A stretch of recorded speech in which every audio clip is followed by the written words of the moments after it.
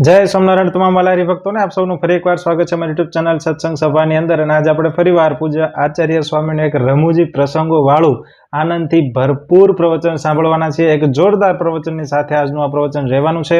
વક્તા છે પૂજ્ય આચાર્ય સ્વામી અને આજના આ પ્રવચનની અંદર મિમિક્રી જે છે એ આપણે જોઈ શકીએ કે બિહારના જે લાલુ પ્રસાદ યાદવ છે એની જે મિમિક્રી છે એ સાંભળવાની ખૂબ મજા આવશે। એમના જોક્સ જે છે એ સાંભળવાની ખૂબ મજા આવશે। સાથે સાથે જીવનમાં ઘણી બધી જીવનમાં ઉપયોગી થાય એવી વાત પણ આજે આપણે પ્રવચન સાંભળશું। તો વિડીયો સંપૂર્ણ જોજો। એ પહેલા જો હજી સુધી ચેનલ સબસ્ક્રાઇબ નથી કરી તો પ્લીઝ ચેનલ સબસ્ક્રાઇબ કરો, વિડીયો લાઈક કરો, વિડીયોને શેર કરો। તો આવો આજનો પ્રવચન શરૂ કરીએ। જોક્સ અને રમૂજી પ્રસંગો સાથેનું આ પ્રવચન ખૂબ મજા આવે એવું છે, એટલા માટે સંપૂર્ણ સાંભળજો। તો આવો આજનો પ્રવચન શરૂ કરીએ। જય સ્વામિનારાયણ। કે માણસે જીવન કઈ રીતે જીવવું। જી હા મિત્રો, માનસિક શાંતિ મેળવવા જે આજે આ ભાગદોડ ભરી જિંદગી છે એની અંદર પણ માણસે માનસિક રીતે એકદમ શાંત થઈ અને જીવન કઈ રીતે જીવવું એ આજે આપણે પૂજ્ય આચાર્ય સ્વામી પાસેથી શીખશું। તો આવો આજનું આ પ્રવચન શરૂ કરીએ। જય સ્વામિનારાયણ। તો જ્યારે લખનઉ જતો હતો તો બધા એના ફ્રેન્ડ્સે કીધું કે જો કૌશિક, અહીંયા તો વડોદરા તો આપણું ઘરનું કહેવાય, એટલે તો ગુજરાતી ફેક ફેક કરતો હતો, પણ ત્યાં હિન્દી શીખવી પડશે। લખનઉ તો કે કેપિટલ ગણાય ઉત્તર પ્રદેશનું કેપિટલ લખનઉ છે, અને લખનવી હિન્દી છે ને એ બહુ રીચ હોય એકદમ।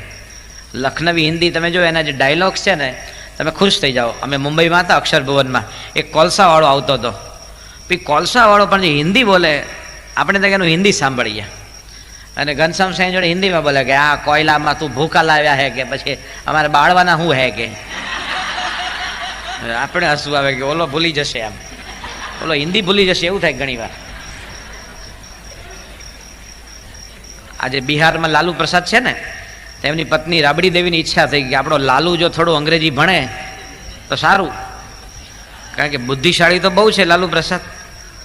શત્રુઘ્ન સિંહા છે ને એવું બોલેલો કે મેં તો એક્ટર હું લેकिन લાલુ તો મહા એક્ટર હે કે લો, શત્રુઘ્ન જેવો આવું બોલે એટલે લાલુ કેવો હશે। એટલે રાબડી દેવે છે ને એને વોશિંગ્ટન મોકલ્યો। બિલ ક્લિન્ટનની જોડે વાત થઈ કે તમે લાલુને થોડું અંગ્રેજી ભણાવો। લાલુ પ્રસાદ વોશિંગ્ટન ગયા, પછી 10 દિવસ પછી રાબડી દેવીએ વોશિંગ્ટનમાં ફોન કર્યો વ્હાઇટ હાઉસમાં। તો સામે ફોન ઉચક્યો તો રાબડી દેવી કે હલો લલવા। લાલુ પ્રસાદ લલવા કે હલો લલવા। તો સામેથી કે નહીં મેં બિલવા બોલતા હું કે।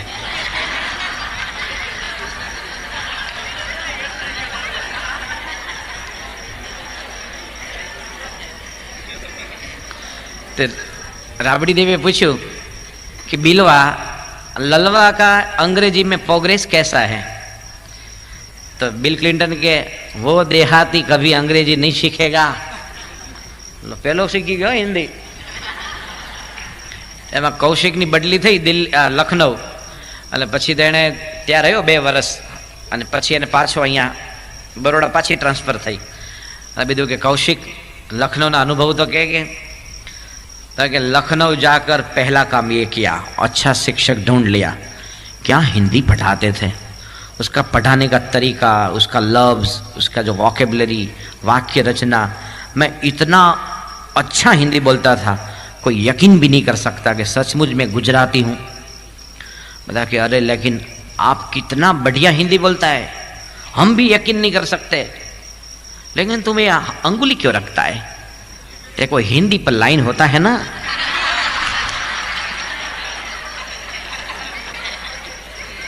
नाम हम बोले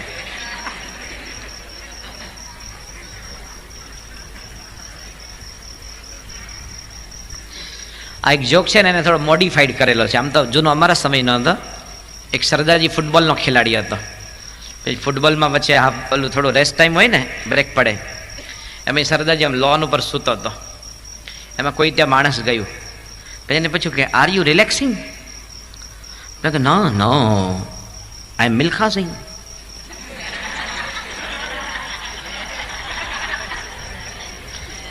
એ તો સૂતો જ રહ્યો। તો એક બીજો માણસ આવ્યો, એણે પૂછ્યું કે are you relaxing. Oh not at all, I am Milkha Singh. અને પાછો એકદમ પડ્યો રહ્યો, કારણ કે એ થાકેલો બિચારો। એવું કહે છે ફૂટબોલની જે મેચ હોય ને એમાં કે છે જો એક 45 મિનિટ હોય ને ફૂટબોલનું પહેલું, એમાં જો દોડવાનો હોય તો એક ખેલાડી લગભગ 6 થી 7 કિલોમીટર દોડતો હોય છે, એટલું બધું આમથી આમ દોડવાનું હોય છે। એટલે થાકીને લોથપોથ થઈ ગયેલો। તો એક ત્રીજો માણસ આવ્યો. એણે પૂછ્યું કે are you relaxing? Oh my God, I am not relaxing, I am Milkha Singh. એ ઊભો જ થઈ ગયો કે હારે બધા મારું નામ બદલી નાખશે કે. પછી આગળ ગયો તો એક બીબીસીનો એક વિડીયો, પેલું ફોટોગ્રાફી માટે વિડીયો કેમેરામેન હતો, અને એ પણ આ શૂટિંગ કરી. અને આપણી હિન્દુસ્તાનની ગરમી ધોળિયાઓને બહુ ગમે, એટલે એ છે ને સનટેન લેતો હતો એ ધોળિયો, કેમેરો બાજુમાં મૂકી. તો આ મિલ્ખા સિંહ ત્યાં ગયો. એને પહેલાં ધોળિયાને પૂછ્યું કે આર યુ રિલેક્સિંગ? એટલે કે oh of course I am relaxing. तो मिल्खा सिंह के 3 आदमी कब से आपको ढूंढता है के.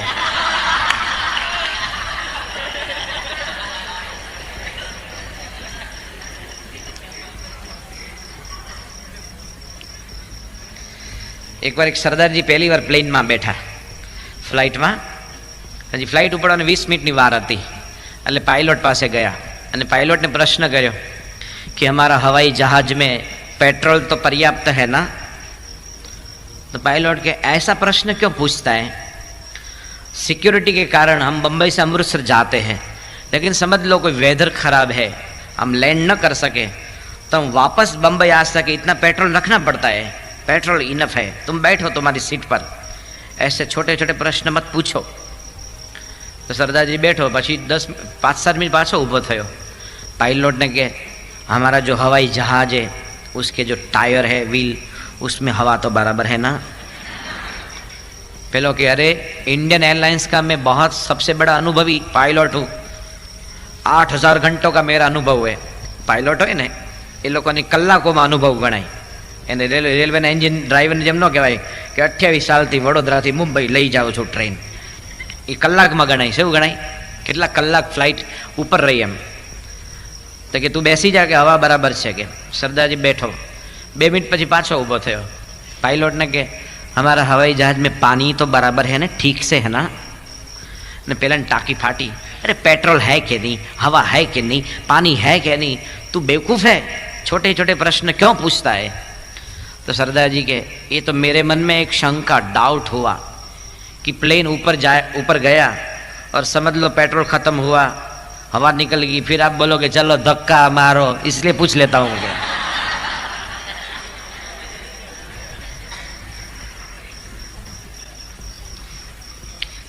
एक काका था, એ ગીતા મંદિરથી નવરંગપુરા જતા હતા અમદાવાદમાં, અને બસમાં એટલી બધી ગીર્દી કે બધા જામ પેક હતા. એમ તે કાકા બિચારા ઊભા જતા હતા, આમ પછી હેન્ડલ પકડી આમ જતા હતા. અને એમ કાકા છે ને આમ લાંબી જર્ની હતી ને, તો બિચારા એક હાથે હેન્ડલ પકડી આમ આમ કંઈક કરતા હતા. આમ એમ એક કોલેજિયન હતો ને એ પણ ચડ્યો અને કાકાની પાછળ જ ગોઠવાયો.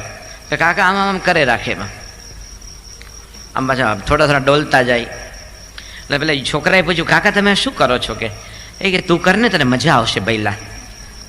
એટલે છોકરાએ આમ આમ શરૂ કર્યું. 2 મિનિટમાં એ યુવાન કંટાળ્યો. એ કે કાકા મને તો મજા નથી આવતી. કે એ કે ઓ ભગવાન, આજના યુવાનોમાં ધીરજ જ નથી, ધીરજનો અભાવ છે. હું અડધો કલાકથી કરું છું ત્યારે મને મજા આવે છે, 2 મિનિટમાં કંટાળી ગયો. ચાલુ રાખ. છોકરાએ આમ ચાલુ રાખ્યું. 2 મિનિટમાં કંટાળ્યો. ઓ કાકા, હું બોર થાઉં છું, કે મને મજા નથી આવતી. કે કાકે કે ભાઈ સાહેબ, હું વડીલ છું, મારું સાંભળ, તને મજા આવશે, ચાલુ રાખ. છોકરાએ પાછી આમ 2 મિનિટ આંગળી ફેરવી કે હે કાકા, મારે મજા નથી આવતી. કે કાકા કે તારો હાથ બતાવો. પેલા છોકરાએ હાથ બતાવ્યો. કાકા કે આમાં ક્યાં ગુંગો છે? કે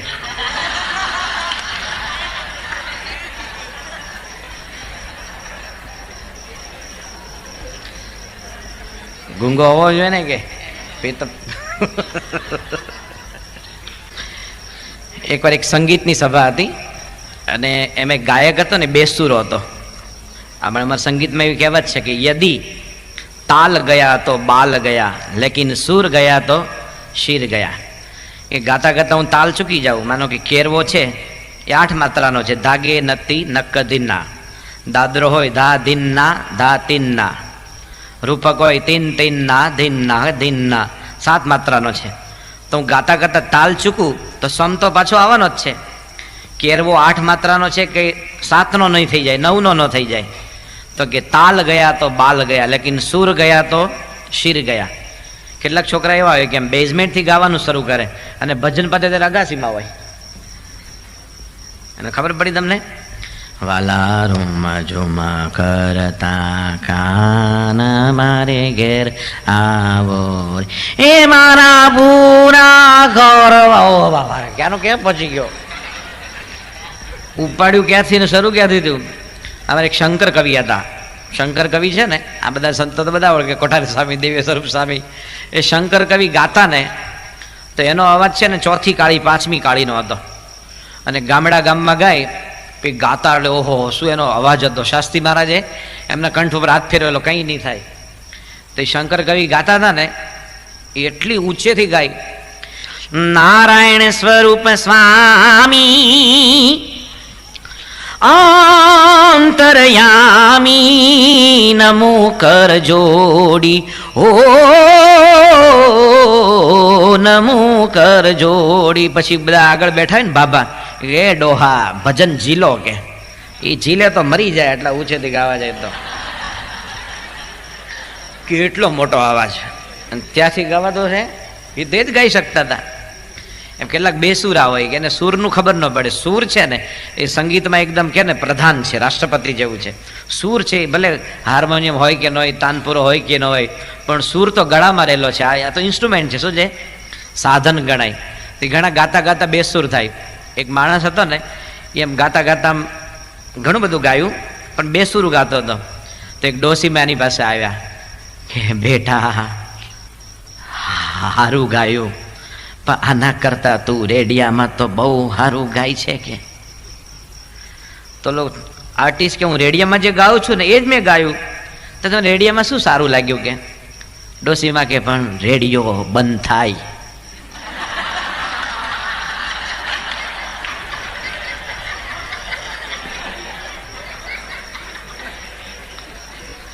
એમાં જે ગાયક હતો ને એ ગાતો હતો પણ એટલો બધો બેસુર ગાય, એટલું બધું બેસુર ગાય. આ એક થોડો સમજવા જેવો, કારણ કે એક જ વાક્યનું જોક જેવું છે. તેણે 4-5 ભજન તો સખત બેસુરા ગાયા. તો બધી પબ્લિક કંટાળી ગઈ કે હો આખી રાત આને સહન કરવાનો. તેણે ચોથું ભજન શરૂ કર્યું, બહુત દૂર દૂર જાઉંગા બહુત દૂર. તે પ્રેક્ષક હતો ને એ કે શુક્રિયા શુક્રિયા.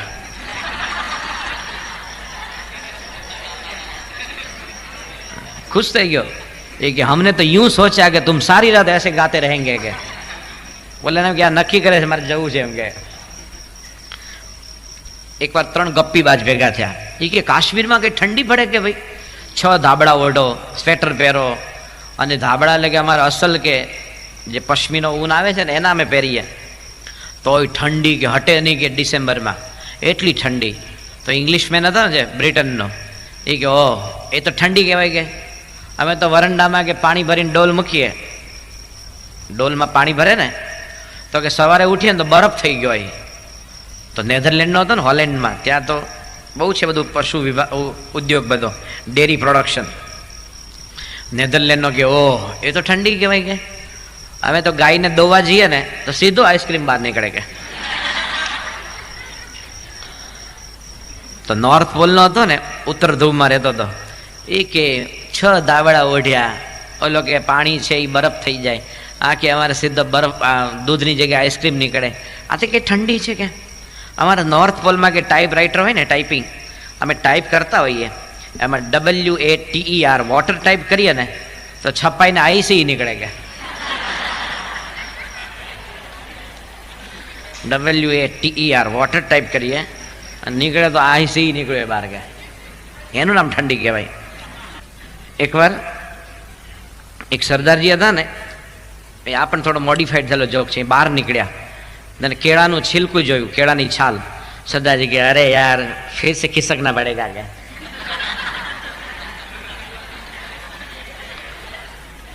પછી થોડા આગળ ગયા તો 2 છિલકા જોયા કેળાના છાલ. તો કે કોણ સા પસંદ કરું? થોડા આગળ ગયા તો 4 કેળાના છાલ જોઈ. હે પ્રભુ મુझको भी 4 पाँव होते तो 4 ભાગે લપસું કે. એકવાર યુપીના જે હતા મિનિસ્ટર મુલાયમસિંહ અને જ્યોતિ બાસુ અને લાલુ પ્રસાદ એ ત્રણેય નરકમાં લઈ ગયા.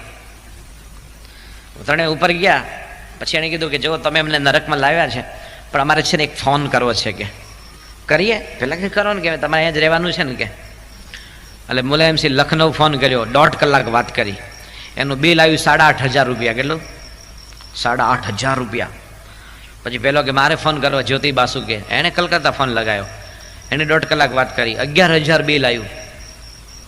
લાલુ કે मैं भी पटना बात करना चाहता हूँ. ये क्या करो ना. एने पटना 2 कलाक बात करी, बिल आयु ₹1.30. बोले फरियाद करी कि मुझको 8,000, उसको 11,000 रुपया, उन्होंने हमसे भी दुगनी बात किया तो सिर्फ ₹1.03.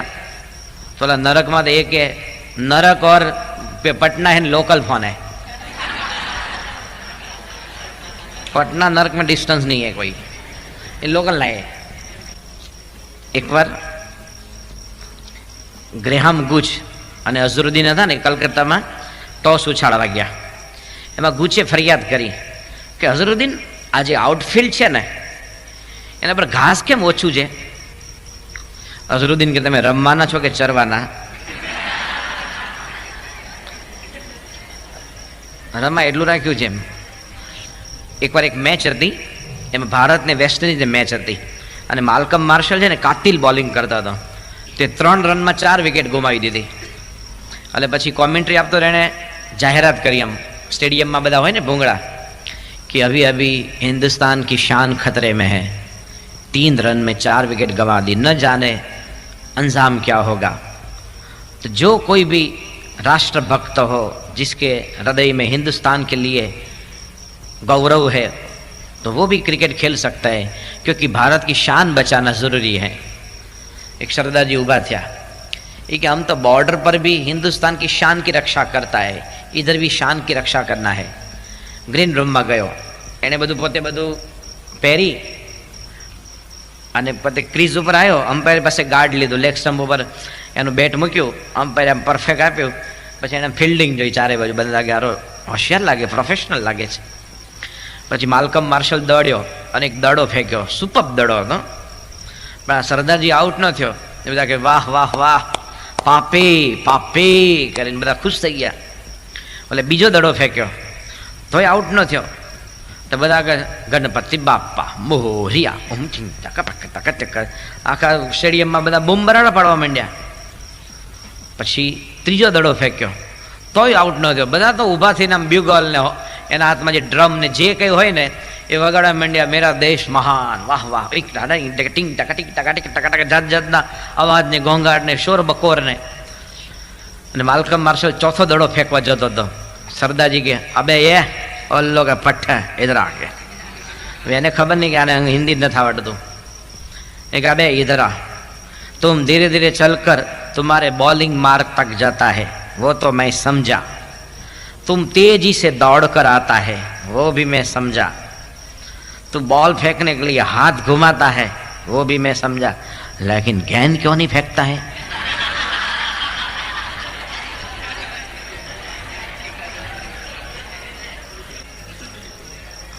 અમુક નાના બાળકોના જોક્સ અમે જ્યારે અહીંયા જતા હતા, આપણે કહીશું આ લોકોના આબુમાં બધા વાઘાણી કીધેલા છે. અમુક છોકરાઓ કેવા હોશિયાર હોય છે. એકવાર મેથેમેટિક્સનો પીરિયડ ચાલતો હતો, ટીચરે એક છોકરાને ઊભો કર્યો અને એક દાખલો આપ્યો કે જો ભાઈ મોન્ટુ, આ પણ જોક કહી દો મોન્ટુનો. એક છોકરાને છે બધા મોન્ટુ મોન્ટુ જ કે મોન્ટુ મોન્ટુ. એક ભાઈએ કીધું જો મોન્ટુ તો તારું હુલામણું નામ છે. શું કીધું?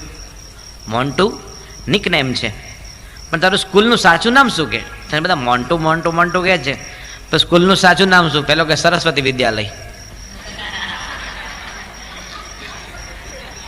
ટીચરે છોકરાને ઊભો કર્યો. એ હું તને એક દાખલો આપું છું કે મારી પાસે 24 ઈંડા છે. કેટલા? 24. એક ટોપલીમાં 8 ઈંડા મૂકું, એકમાં 6 મૂકું, બંનેનો ટોટલ કેટલો થાય? પેલો છોકરો કે પણ સાહેબ ખોટું બોલો છો કે. સાહેબ કે ખોટું નથી બોલતો, મેં તને દાખલો આપ્યો કે 24 ઈંડા છે, એક ટોપલીમાં 8 ઈંડા મૂકું, એકમાં 6 મૂકું, બંનેનો સરવાળો કેટલો થાય? તો મોન્ટુ કે પણ સાહેબ તમે તદ્દન ખોટું બોલો છો કે ટીચર કે આ હિસ્ટ્રીનો પીરિયડ નથી. ઈસ્ટ ઇન્ડિયા કંપની ક્યારે શરૂ થઈ? 1616 જ લખાય, બરાબર ને? તમે 1615 ન લખાય ને 1614 ન લખાય. તો કે તારે જવાબ આપવાનો છે. જો સમજ, મારી પાસે 24 ઈંડા છે, એકમાં 8 ઈંડા મૂકું, બીજામાં 6 મૂકું, ટોટલ કેટલો થાય? તો છોકરો કે પણ શું સાહેબ ખોતું વાલમવાલ ખોતું બોલો છો કે? ટીચર કે ખોટું કેવી રીતે બોલું છું? પણ સાહેબ ઈંડા તો મરઘી મૂકે, તમે ક્યાંથી મૂકો કે?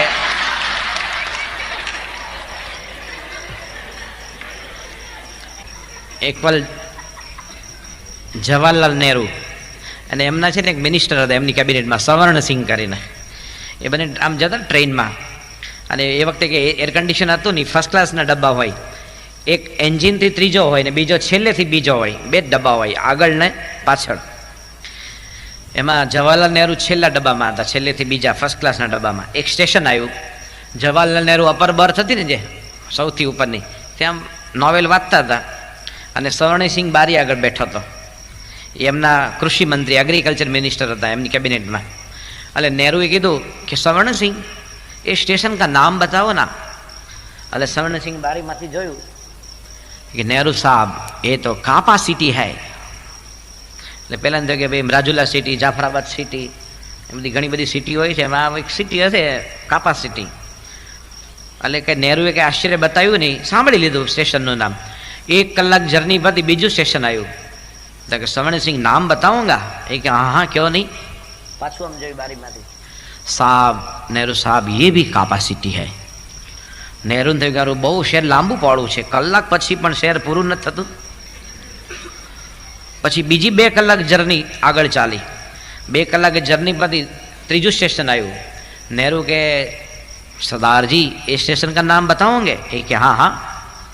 એટલે એણે નીચું વળીને જોયું, સાहब ये भी कापा सिटी है. નહેરુ થયું ગારું આ 3.5 કલાકથી કાપા સિટી પૂરું જ નથી થતું. એ નીચે ઉતર્યા. એણે ડબ્બાના બારણા પાસે જઈને જોયું તો સામે છે ને પાણીની ટાંકી હતી. કારણ કે રેલવેમાં જે પ્લેટફોર્મ પર વોટર ટેન્ક હોય ને એના પર જે લખ્યું હોય ને ક્ષમતા, કેપેસિટી, CAPA તો એ સવર્ણસિંહ દર વખતે એ ટાંકી ઉપર જો એ જ વાંચતા હતા, કાપા સિટી, કાપા સિટી, કાપા સિટી. નહેરુ કે ચાલો ભગવાનનો આભાર, નીચે ઉતરીને ચેક કર્યું, નહીં તો દિલ્હી સુધી કાપા સિટી ચાલુ રહેત. એ જ ડબ્બો સામે આવતો હતો. હવે આપણે એક નવી મિમિક્રી, તમે જો કે જે જૂના વિદ્યાર્થીઓને ખબર હશે, આ મિમિક્રીમાં પણ થોડો જે આગળ તમને બોધ આપ્યો એવો બોધ છે. આપણે તમે જે અષ્ટક બોલો છો તો આપણે તો ફક્ત જન્મ્યા કૌશલ દેશ વેશ મહાધ્યાનાભ્યાસમ શ્રીમન નિર્ગુણ મૂર્તયે, જેનું નામ રટ્યા થકી વાણી અમૃતથી ભરી શોભો સાધુ ગુણે સદા, આટલું બોલીએ છીએ.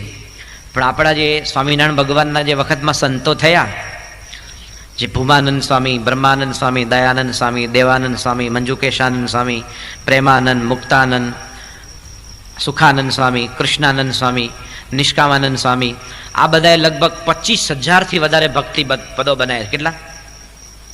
અને બધા આપણી પાસે મળ્યા પણ નહીં, કારણ કે વચ્ચેનો સમય એવો હતો કે એને આપણે સાચવી ન શક્યા, ફાટી ગયા, ખોવાઈ ગયા, એવું પણ બન્યું. છતાં આજે પણ આપણી પાસે અસંખ્ય ભક્તિ પદો છે. તો સ્વામિનારાયણ ભગવાનની વિશેષતા કેવી હતી કે એક જ મૂર્તિ એમની, અને એમને જોઈને બધાની અલગ અલગ કલ્પના. ભગવાનની મૂર્તિ જોઈને, માનો કે શ્રીજી મહારાજના નેત્રો છે, તો નેત્રો માટે તમે વર્ણન જુઓ. દેવાનંદ સાંઈ શું લખે છે?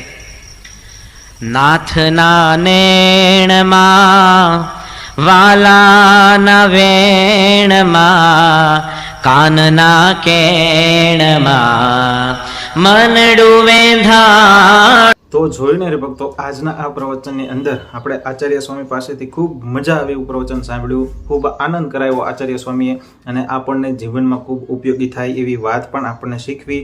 આ જે બધા ગુણ આચાર્ય સ્વામી આજના પ્રવચનની અંદર શીખવ્યા છે, એ ગુણને આપણે જીવનમાં ખૂબ સરસ રીતે અપનાવી, જેથી આપણું જીવન પણ એકદમ સરળ થઈ શકે, એકદમ સ્વસ્થ થઈ શકે, અને માનસિક રીતે શાંતિ અપાવતું આજનું આ પ્રવચન આપણને ખૂબ ઉપયોગી થાય છે. તો આવા જ પ્રવચનો જોવા માટે અમારી ચેનલને જરૂરથી સબસ્ક્રાઇબ કરો, વિડીયો લાઇક કરો, વિડીયોને શેર કરો, નીચે જય સોમનારાયણની કમેન્ટ અવશ્યથી કરો. જન મંગલ સ્વામી આચાર્ય સ્વામી પૂજ્ય કેપી સ્વામી, આવા જે મોટિવેશન સ્પીકર છે જ્ઞાનવત્સલ સ્વામી, એમના વિડીયો આજે આપણે આ યુટ્યુબ ચેનલમાં અપલોડ કર. તો જોઈને આજનું આ પ્રવચન પૂજ્ય આચાર્ય સ્વામીને ખૂબ મજા આવે એવું આનંદથી ભરપૂર હતું. આજે જે રાબડી દેવી છે અને લાલુ પ્રસાદ યાદવ છે એના જોક સાંભળવાની ખૂબ મજા આવે, અને આજનું આ પ્રવચન જો તમે સંપૂર્ણ સાંભળ્યું હોય તો ચોક્કસપણે તમારા આખા દિવસનો થાક ઉતરી જવાનો છે. આવા જ રમૂજી પ્રસંગો અને રમૂજી કિસ્સાઓ સાથેના પ્રવચનો સાંભળવા માટે અમારી ચેનલને જરૂરથી સબસ્ક્રાઇબ કરો. જનમંગલ સ્વામી, આચાર્ય સ્વામી, કેપી સ્વામી, સોમપ્રકાશ સ્વામી અને ખાસ મોટિવેશનમાં જે માહિર છે એવા જ્ઞાનવત્સલ સ્વામીના પણ અમે વિડીયો આ ચેનલમાં અપલોડ કરી આપ થકી પહોંચાડતા રહીશું. તો અમારી ચેનલ